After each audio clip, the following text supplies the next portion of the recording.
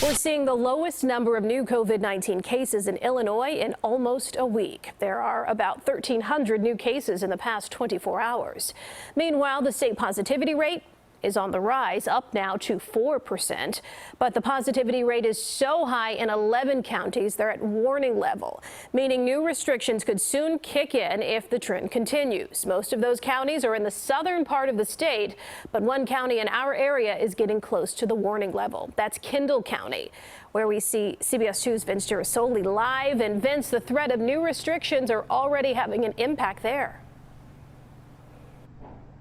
Oh, that's right, Erica. Some private schools in this area were planning on a mix of remote and in-person learning. They're now going to remote only. And School District 308 here in Oswego is scheduled to vote on whether it should, as a public school, go remote only as well. And as we take a look at this trend across the state, here in our immediate Chicago area, Kendall County is not alone. In barely suburban Kendall County, there's room to breathe and life's not as cramped. But families have felt the claustrophobic impact of avoiding COVID-19. The first time we've come down to this park and we live like 5 minutes away. Megan Koppelong is still hesitant to venture out with her 3 young sons. Just not being able to go out and do things or like take them to a restaurant. Obviously the pools are closed and because of the darn all virus. But that darned virus, as the state has opened up, is showing up more often in Kendall County now. The positivity rate here is 6.8%, and that's the highest in the metropolitan Chicago area. You just don't know from day to day, like what should I do, what should I not do. There have been 1,329 COVID-19 cases in Kendall County.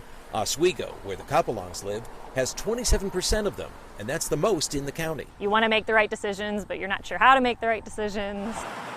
The latest health indicators show many areas outside the city have higher positivity rates. Chicago's most recent rate is 4.8%. McHenry County reports a 5.4% positivity rate.